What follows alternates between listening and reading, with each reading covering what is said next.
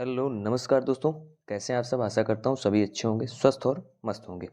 तो आज की जो क्लास है हमारी वो RPF constable exam second shift के एग्ज़ाम का यानी 11 मार्च सेकंड शिफ्ट के एग्ज़ाम का जीके जीएस और करंट अफेयर्स का एनालिसिस है। ठीक है। और यहाँ पर प्रयास पूरा किया जाता है कि भाई आपके पास में ऑथेंटिक 100% ऑथेंटिक प्रश्नों को लेकर के आया जाए और उनके साथ साथ जो आपके इम्पोर्टेंट फैक्ट्स होते हैं वो भी यहाँ पर लाने का पूरा पूरा प्रयास किया जाता है। तो चलिए बढ़ते हैं जीएस जीके और करंट अफेयर से रिलेटेड क्वेश्चन की ओर में। पहला क्वेश्चन है हमारा कि पानीपत का दूसरा युद्ध किसके बीच लड़ा गया था। तो भैया अगर हम बात करें पानीपत के दूसरे युद्ध की तो 5 नवंबर 1556 को सम्राट हेमचंद विक्रमादित्य यानी जिनको हम हेमू के नाम से जानते हैं और मुगल शासक अकबर की सेना के बीच लड़ा गया था। यह युद्ध पानीपत के मैदान में हुआ था। इस युद्ध में अकबर की जीत हुई थी। ठीक है। अगले क्वेश्चन की अगर हम बात करें यहाँ पर तो अगला जो क्वेश्चन था वो था हमारा, उससे पहले सॉरी हम कुछ पॉइंटर्स की बात कर लेते हैं कि पानीपत का प्रथम युद्ध 21 अप्रैल 1526 बाबर और इब्राहिम लोदी के बीच। इस युद्ध में बाबर की जीत हुई थी। पानीपत का जो तृतीय युद्ध था वो अहमद शाह अब्दाली और मराठा सेनापति सदाशिवराव भाऊ के बीच 14 जनवरी 1761 को हुआ था। अगला जो क्वेश्चन था यहाँ पर कि भारत सरकार द्वारा नियुक्ति के बाद मनोज मित्तल ने भारतीय लघु उद्योग विकास बैंक यानी सिडबी के अध्यक्ष के रूप में कार्यभार संभाला। कब? तो 24 यानी 2024 को संभाला, जुलाई 2024। जो अगला क्वेश्चन था कि 1999 में अटल बिहारी वाजपेयी ने लाहौर में किसके साथ संधि की थी। तो 21 फरवरी 1999 को तत्कालीन प्रधानमंत्री अटल बिहारी वाजपेयी और पाकिस्तान के प्रधानमंत्री नवाज शरीफ ने एक संधि पर हस्ताक्षर किए थे जिसे लाहौर घोषणा के नाम से जानते हैं। अगला जो क्वेश्चन था यहाँ पर कि महाराष्ट्र में 1857 के विद्रोह का नेतृत्व किसने किया था। तो महाराष्ट्र में 1857 के विद्रोह का नेतृत्व कई लोगों ने किया था, जिनमें भागोजी नाइक, ख्वाजा सिंह, चीमा साहब और रंगो बापूजी गुप्ते शामिल थे। नेक्स्ट जो क्वेश्चन था कि भाई एशियाई विकास बैंक का मुख्यालय कहाँ स्थित है। तो इसका गठन 19 दिसंबर 66 में हुआ था, 1966 में। ठीक है। और ये कहाँ पर स्थित है? तो मनीला में स्थित है, फिलीपींस के मनीला में। ठीक है। तो इसके पॉइंटर्स की बात करें तो भैया भारत इसकी स्थापना का सदस्य देश था। जब स्थापना हुई थी तो मतलब इसका सदस्य देश था। अगले क्वेश्चन की बात करें तो संसद सदस्य के अनुशासनहीनता के लिए कौन से समिति का गठन किया गया। तो आचार समिति का। राज्यसभा की आचार समिति का गठन 4 मार्च 1997 को राज्यसभा के सभापति ने किया था और लोकसभा में आचार समिति का गठन सबसे पहले तदर्थ समिति के रूप में किया गया था। अगले क्वेश्चन की अगर हम बात करें जो कि था कि प्रायद्वीपीय भारत की सबसे ऊंची चोटी कौन सी है। तो अनाईमुडी प्रायद्वीपीय भारत की सबसे ऊंची चोटी है। यह केरल के इडुक्की जिले में स्थित है और यह चोटी नीलगिरी पहाड़ियों में आती है। अनाईमुडी की ऊंचाई समुद्र तल से 2695 मीटर यानी 8842 फुट है। अगले क्वेश्चन की अगर हम बात करें तो वो था कि भाप इंजन किस सिद्धांत पर कार्य करता है। तो ऊष्मागतिकी का सिद्धांत, जिसे हम थर्मोडायनेमिक्स कहते हैं, थर्मोडायनेमिक्स। ठीक है। और इसके पॉइंटर्स की बात करें, ऊष्मागतिकी के सिद्धांतों का इस्तेमाल किसी भौतिक प्रणाली के संचालन को समझने और भविष्यवाणी करने में मदद मिलती है। तो अगला जो यहाँ पर क्वेश्चन था कि मालाबार युद्ध अभ्यास 2024 कहाँ हुआ था। तो जो मालाबार युद्ध अभ्यास है, ठीक है, ये हमारा सैन्य अभ्यास 2024 का समुद्री चरण 8 अक्टूबर से 18 अक्टूबर 2024 के बीच विशाखापत्तनम में आयोजित किया गया था। और इस अभ्यास में भारत के साथ साथ ऑस्ट्रेलिया, जापान और अमेरिका की नौसेनाओं ने हिस्सा लिया था। इस अभ्यास का मकसद था समुद्र में आपसी समझ और तालमेल को बढ़ाना और हिंद प्रशांत क्षेत्र की सुरक्षा को मजबूत करना।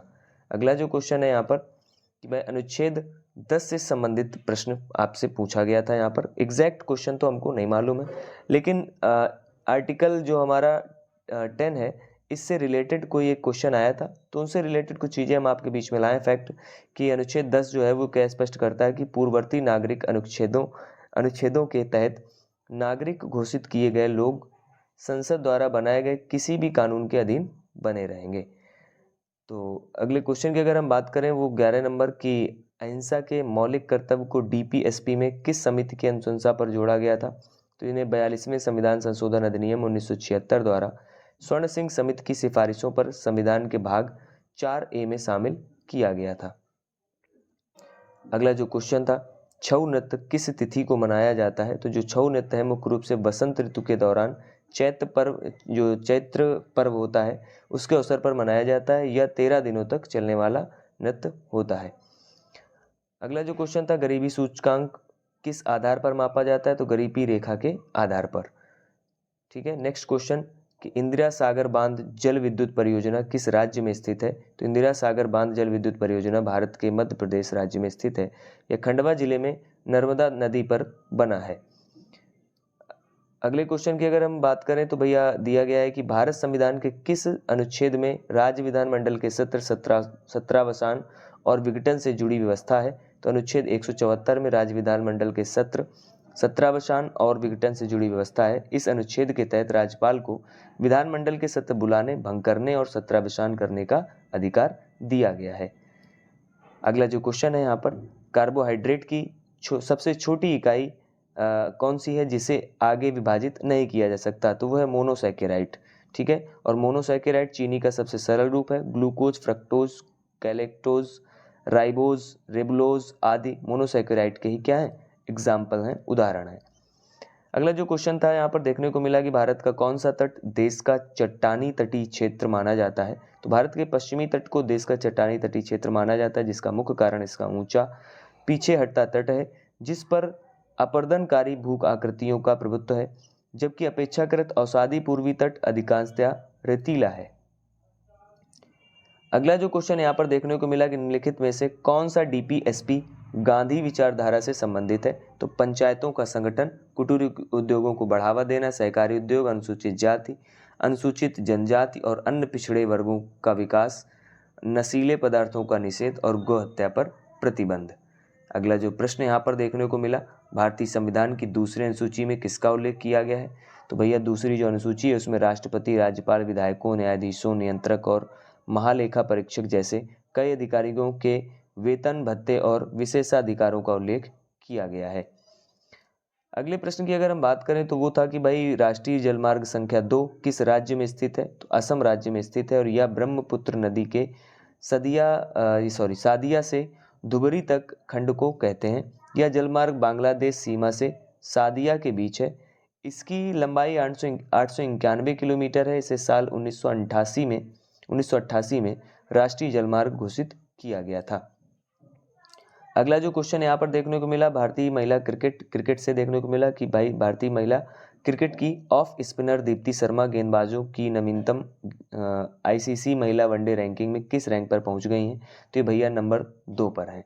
अगले क्वेश्चन की अगर हम बात करें तो 82 डिग्री पूर्वी देशांतर रेखा कहाँ से होकर गुजरती है? तो उत्तर प्रदेश के मिर्जापुर से होकर गुजरती है। भारत की मानक याम्योत्तर रेखा है।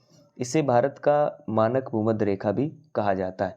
भारत का मानक समय IST इसी देशांतर रेखा के आधार पर तय किया गया है।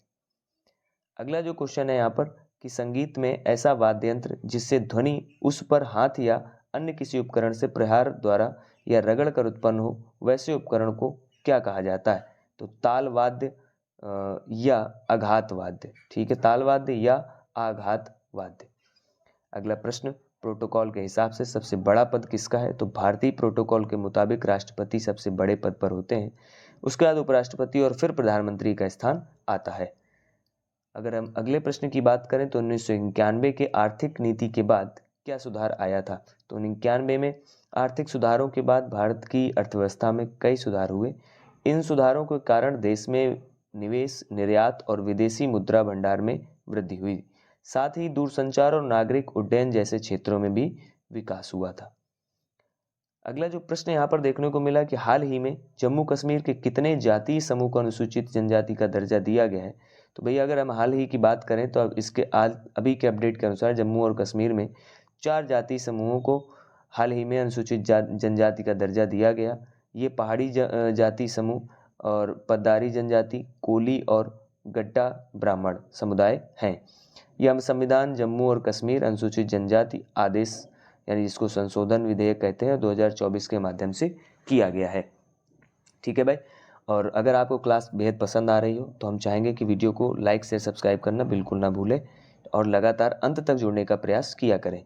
अगला जो प्रश्न है वो है गरीबों के आवास के लिए कौन सी योजना चलाई गई? तो प्रधानमंत्री आवास योजना, जिसे हम PMAY के नाम से जानते हैं, भारत सरकार की एक योजना है जिसके माध्यम से नगरों व ग्रामीण इलाकों में रहने वाले निर्धन लोगों को उनकी क्रय शक्ति के अनुकूल घर प्रदान किए गए या प्रदान किए जाएंगे। अगला जो प्रश्न था यहाँ पर, पोलोनियम तत्व की खोज किस वैज्ञानिक ने की?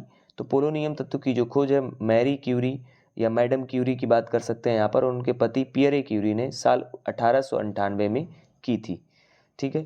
अगला और आज की क्लास का फिलहाल अंतिम प्रश्न है कि हाल ही में 10वें विश्व आयुर्वेद कांग्रेस यानी WAC 2024 और आरोग्य एक्सपो का उद्घाटन कहाँ किया गया? तो उत्तराखंड के देहरादून में। ठीक है भाई, तो आज की क्लास यहीं पे समाप्त होती है। मिलेंगे नेक्स्ट सेशन में इसी उमंग और उत्साह के साथ में। तब तक के लिए सभी को जय हिंद जय भारत। देखिए पूरा प्रयास किया जाता है कि आपके सभी प्रश्न आप तक पहुंचाए जाएं, लेकिन क्या होता है कि जो क्वेश्चन आप लोग देते हैं वही आप तक हम पहुंचा पाते हैं। तो हम सभी से चाहेंगे कि टेलीग्राम का लिंक ज्वाइन कर लें ताकि आप हमको वहां पर अपडेट दे सकें। ठीक है, मिलते हैं नेक्स्ट सेशन में। तब तक के लिए सभी को जय हिंद जय Bharat. Thank you so much.